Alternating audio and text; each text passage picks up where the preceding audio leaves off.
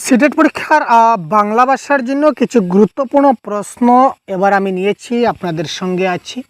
তো বেশ কিছু প্রশ্ন আমার আজকে আপনাদের সামনে উপস্থাপন করব।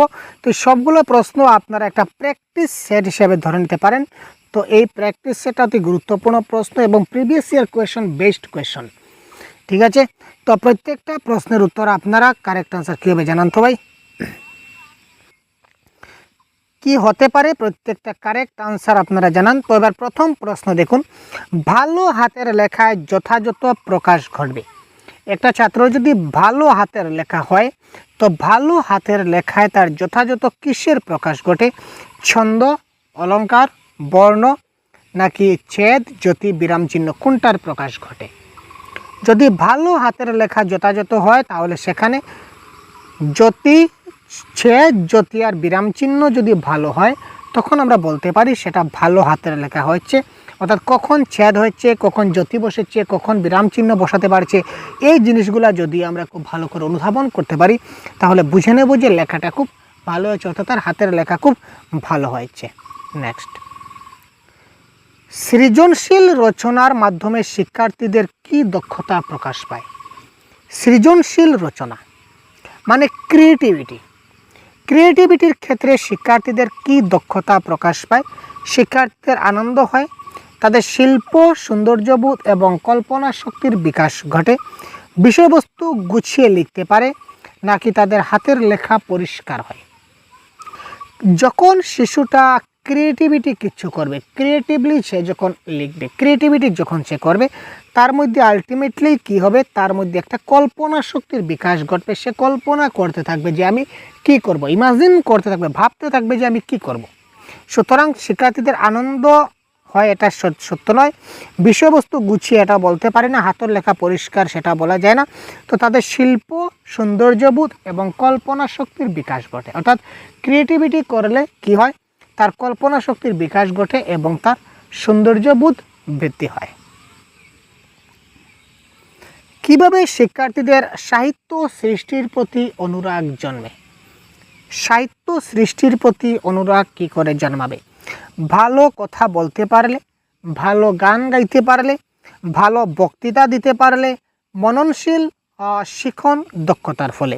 তো এটা কারেক্ট আনসার হবে শিক্ষার্থীদের সাহিত্য সৃষ্টির প্রতি অনুরাগ জন্মায় কখন? যখন তার মধ্যে মননশীল শিখন দক্ষতা হবে তখন, ঠিক আছে না? ভালো গান গাইতে পারলেও সাহিত্য সৃষ্টি হয় না, ভালো কথা বললে হয় না, বক্তৃতা দিলে হয় না। অর্থাৎ মননশীল শিখন দক্ষতা, অর্থাৎ তার মধ্যে LSRW প্রত্যেকটা জিনিস ফ্লুয়েন্সিভাবে থাকবে, সিকোয়েন্সি থাকবে, তখন তার সাহিত্য সৃষ্টির প্রতি অনুরাগ জন্মাবে। লিখন অভ্যাসের ফলে মানুষের কি লাভ হয়?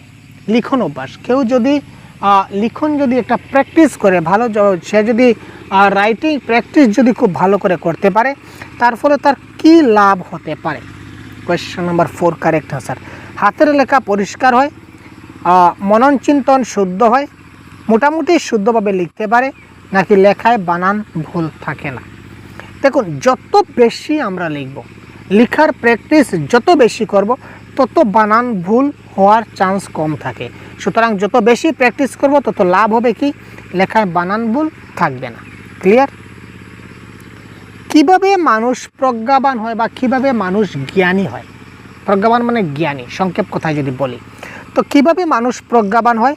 মননের মাধ্যমে, চিন্তনের মাধ্যমে, গভীর মনন এবং চিন্তন সহ লেখার মাধ্যমে, কোনো কিছু না লিখে শুধু চিন্তা করে। কোয়েশ্চেন নাম্বার 5, শুধু চিন্তা করলে কি জ্ঞানী হওয়া যায়? আর কোনো কিছু যা ইচ্ছা তা লিখে দিলাম, কিছু লেখলাম না, শুধুমাত্র চিন্তা করতে থাকলাম, সেটা হবে না। তো গভীর মনন এবং চিন্তন সহ লেখার মাধ্যমে মানুষ কি হয়? জ্ঞানী হয়। আমি একটা বিষয় নিয়ে অনেক কিছু ভাবলাম, আমি একটা বিষয় নিয়ে অনেক কিছু ভাববো, সেই বিষয়ে অনেক কিছু চিন্তা করব, গভীর ডিপলি অ্যানালাইসিস করব, তারপর সেই ব্যাপারে আমি কিছু একটা লিখবো, তখন না আমার জ্ঞান বৃদ্ধি হবে, তাই তো? কি আয়ত্ত করলে শিক্ষার্থীদের নির্ভুল বর্ণজ্ঞানের ধারণা জন্মে? কোন বিষয়টা আয়ত্ত করলে শিক্ষার্থীদের মধ্যে যে নির্ভুল বর্ণজ্ঞানের ধারণা জন্মে, বর্ণজ্ঞান সে খুব ভালোভাবে করতে পারে, সেটা কি করে হয়? বর্ণগুলি আয়ত্ত করলে, বর্ণগুলি ঠিকমতো বলতে পারলে, নাকি যে বর্ণের ছাদ বা উচ্চারণ সম্বন্ধে স্পষ্ট ধারণা জন্মালে, বর্ণগুলি ঠিকঠাক মতো পড়ে যেতে পারলে। তো কোয়েশ্চেন নাম্বার 6 এই ক্ষেত্রে কারেক্ট আনসার কি হবে? নির্ভুল বর্ণজ্ঞান। বর্ণজ্ঞানটা একদম শুদ্ধভাবে হতে গেলে আমাদের কি করতে হবে? এই বর্ণের যেটা ছাদ আছে বা বর্ণের যেটা উচ্চারণ আছে, উচ্চারণ সম্বন্ধে স্পষ্ট ধারণা থাকতে হবে। বর্ণের কিন্তু অনেক উচ্চারণ আছে, ঠিক আছে? যেমন চ, ছ, জ, ঝ। এই ধরুন একটার মধ্যে একটু স্ট্রেস বেশি দেওয়া হয়, একটার মধ্যে একটু স্ট্রেস কম দেওয়া হয়। তো এই যে বর্ণের যে তার যে উচ্চারণের যেটা স্পষ্ট ধারণা, এই নিয়ে যদি একটা শিশু যদি খুব ভালো করে সেই ধারণা আয়ত্ত করে নিতে পারে, তাহলে সে নির্ভুল বর্ণজ্ঞান তার মধ্যে হয়ে গেছে। তা সে আর বর্ণ জীবনে ভুল করবে না, এটা এক কথায় খালাস। সাধারণত কয় ধরনের হাতের লেখার সঙ্গে আমরা পরিচিত? Question number 7। এটা একটু আমরা ইংলিশে যাই। ইংলিশে যদি যাই তাহলে আমরা বলতে পারি ক্যাপিটাল লেটার এবং স্মল লেটার। তো কয় ধরনের লেখার সঙ্গে আমরা পরিচিত? 2 ধরনের লেখার সঙ্গে পরিচিত। একটা হচ্ছে ক্যাপিটাল লেটার, একটা হচ্ছে স্মল লেটার। লিখনের দ্রুততা বৃদ্ধি পায়, লিখনের যেটা স্পিড বা রাইটিং স্পিড। তো রাইটিং স্পিডটা কী করে বৃদ্ধি পায়? বয়স বৃদ্ধির সঙ্গে সঙ্গে, শরীর বৃদ্ধির সঙ্গে সঙ্গে, শরীরে রোগের প্রকোপ বৃদ্ধি পেলে, নাকি উপরের সবগুলি? তো কোয়েশ্চন নাম্বার 8 কারেক্ট আনসার কী হবে? শরীরে যদি রোগ বাড়ে তাহলে কি লিখনের স্পিড বাড়বে? সেটা কখনোই না ক্যান্সেল। তো এটা ক্যান্সেল হলে উপরের সবগুলো ক্যান্সেল হবে। শরীর বৃদ্ধির সঙ্গে, অর্থাৎ একজন মানুষ মানে মোটা হতে থাকলো, সে অনেক বেশি মোটা হলো, যত বেশি মোটা হলো তত তার লেখার স্পিড বাড়লো, সেটা কী ধরনের লজিক ভাই? এটা ক্যান্সেল। সুতরাং বয়স বৃদ্ধির সঙ্গে সঙ্গে মানুষের লিখনের দ্রুততা বৃদ্ধি পায়, এটা আমরা সাইকোলজিক্যাল দিক দিয়ে আমরা বলতে পারি। ক্লিয়ার? তো তার পরবর্তী প্রশ্ন আমরা দেখে নিই কী দাঁড়াচ্ছে আমাদের। লিখনের ক্ষেত্রে স্পষ্টতা হলো,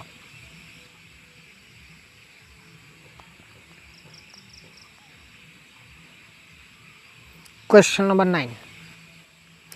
বাক্যের মধ্যে শব্দগুলির পরস্পর থেকে নির্দিষ্ট দূরত্বে অবস্থান, সাধু ভাষার ব্যবহার, চলিত ভাষার ব্যবহার, উপরের সবগুলি। দেখুন, যদি আমরা সাধু ভাষার ব্যবহার করি তাহলে চলিত ভাষার ব্যবহার করব না, যদি চলিত ভাষার ব্যবহার করি তাহলে সাধু ভাষার ব্যবহার করব না। তো এই দুটা একসঙ্গে কখনো হবে না, তো তার মানে উপরের সবগুলি হবে না। তো কারেক্ট আনসার বাক্যের মধ্যে শব্দগুলির পরস্পর থেকে নির্দিষ্ট দূরত্বে অবস্থান। অর্থাৎ এই যে এই দেখুন, আমি একটা লিখি, আমি এখানে লিখতে পারছি না, লিখন, লিখ দিলাম এখানে, ন দিলাম এখানে, তাহলে কি হলো? হলো না। এই প্রত্যেকটা ডিস্টেন্স সমান থাকতে লাগবে, ডিস্টেন্স এবং লেখার যে সাইজ, অক্ষরগুলা সমান হতে হবে, এবং তার লেখার যে ডিস্টেন্স বা গ্যাপ যেটা আছে এটাও কিন্তু সমান থাকতে হবে। যদি থাকে তাহলে বলতে পারি যে লিখনের ক্ষেত্রে, তার ক্ষেত্রে কী হবে? স্পষ্টতা দেখা দেবে। তো লেখার জন্য শিক্ষার্থীদের কি প্রয়োজন? লেখার জন্য শিক্ষার্থীদের কিসের প্রয়োজন? খাবারের প্রয়োজন, ঘুমের প্রয়োজন, খেলার প্রয়োজন, নাকি আগ্রহের প্রয়োজন? আপনারা বলুন তো। যদি আমি লিখতে চাই তো লিখতে গেলে কি আমার খাবারের প্রয়োজন আছে, খেলার প্রয়োজন আছে, ঘুমের প্রয়োজন আছে? না। কিন্তু লেখার জন্য আমার কিন্তু আগ্রহের প্রয়োজন আছে, ইন্টারেস্টের প্রয়োজন আছে। যদি আমার আগ্রহ না থাকে, ইন্টারেস্ট না থাকে, তবে কিন্তু আমি লিখতে পারবো না। ক্লিয়ার? শিক্ষার্থীরা কিভাবে সৃজনশীল লেখায় অভ্যস্ত হতে পারে? একদম হালুয়া কোয়েশ্চন ভাই। শিক্ষার্থীরা কিভাবে সৃজনশীল লেখায় অভ্যস্ত হতে পারে, মানে তাদের মধ্যে কি করলে ক্রিয়েটিভিটি ডেভেলপড হতে হবে? সব সময় এটা ওটা লেখলে, ভাবনা চিন্তা করে নির্ভুলভাবে লিখন চর্চা করলে, মাঝে মাঝে ওটা এটা লিখলে, ভাবনা ছাড়াই কোনো কিছু লিখলে। ক্রিয়েটিভ শিশুরা কি করে? তারা অনেক কিছু নিয়ে ভাবে না, তাদের যা মনে হয় তারা তা লিখে নেয়। অর্থাৎ ভাবনা ছাড়াই কোনো কিছু যখন লিখে, তখন সেই লেখাটা ক্রিয়েটিভ লেখা বা সৃজনশীল লেখায় অভ্যস্ত হতে পারে। ভাবনা চিন্তা ছাড়া লেখা। ঠিক আছে? ক্লিয়ার? কোয়েশ্চন নাম্বার 12, লিখনের একটি বৈশিষ্ট্য হলো। তো কোয়েশ্চন নাম্বার 12, লিখনের একটি বৈশিষ্ট্য কি? পড়তে পারা, সাহিত্যের রস অনুধাবন করা, নাকি স্পষ্টতা, নাকি কোনোটি নয়? তো কোয়েশ্চেন নম্বর 12 এই ক্ষেত্রে কারেক্ট আনসার হয়ে যাবে এখানে অপশন নম্বর সি। লিখনের ক্ষেত্রে কিন্তু স্পষ্টতা একটা অতি গুরুত্বপূর্ণ। লিখনটা যাতে স্পষ্ট হয় এটা দেখতে হবে, স্পষ্ট না হলে কিন্তু লিখনটা ভালো দেখাবে না। কোয়েশ্চেন নম্বর 13, ভাষা ব্যবহারের কৌশল আয়ত্ত হলে শিক্ষার্থীরা কিভাবে উপকৃত হতে পারে? তো ভাষা ব্যবহারের কৌশল আয়ত্ত হলে শিক্ষার্থীরা কিভাবে উপকৃত হতে পারে, এটা কোয়েশ্চেন নম্বর 13 কারেক্ট আনসার হবে। দ্রুত এবং নির্ভুলভাবে তারা কি করতে পারে? লিখতে পারে। ক্লিয়ার? তো কোয়েশ্চেন নম্বর 14, কার চিহ্নগুলি কোথায় বসে? ডান পাশে, বাম পাশে, ডান বাম পাশে, ডান বাম উপরে নিচে। কার মানে যেমন আকার, আকার, ইকার, উকার আর রিকার। তো এই কারগুলো দেখুন ডান পাশেও বসবে, বাম পাশেও বসবে, উপরেও বসবে, নিচেও বসবে। ঠিক আছে? তো সুতরাং কারেক্ট আনসার ডান, বাম, উপর এবং নিচ এই সবগুলো হবে এক্ষেত্রে কি কারেক্ট আনসার। তো ভাষার কথ্য রূপ কি? কোয়েশ্চেন নম্বর 15, ভাষার কথ্য রূপ কি?